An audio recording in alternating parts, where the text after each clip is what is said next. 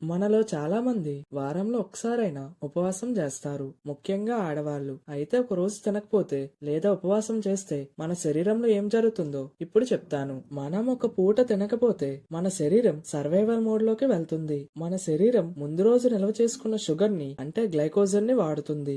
ఈ గ్లైకోజన్ వల్లే మన శరీరానికి ఎనర్జీ అనేది లభిస్తుంది. అలా శరీరంలో మిగిలి ఉన్న షుగర్ మొత్తం అయిపోయిన తర్వాత శరీరంలో ఉన్న కొవ్వును కరిగించి ఎనర్జీగా మార్చుతుంది. ఇలా కొవ్వు కరగడం కారణంగా మనిషి వెయిట్ తగ్గడం మొదలవుతుంది. ఉపవాసాలు చేయడం వలన కడుపు చుట్టూ ఉన్న కొవ్వు చాలా త్వరగా కరుగుతుంది. ఆ తర్వాత కొన్ని గంటలకి శరీరం లోపల ఉన్న పాతవి డ్యామేజ్ అయిన సెల్స్ అన్ని క్లియర్ అవుతాయి. దీన్నే ఆటోఫాజీ అని అంటారు. అలానే ఉపవాసాలు చేసే సమయంలో మెదడు క్లియర్ గా పనిచేస్తుంది, ఫోకస్ పెరుగుతుంది. రోజు పనులకు ఆఫీసులకు వెళ్లే వారికి ఆదివారం సెలవు దొరికినట్లు మీరు ఉపవాసం చేసినప్పుడు జీర్ణ ప్రక్రియకు కూడా విశ్రాంతి దొరుకుతుంది. చాలా మంది నీళ్లు తాగకుండా ఉపవాసాలు చేస్తూ ఉంటారు.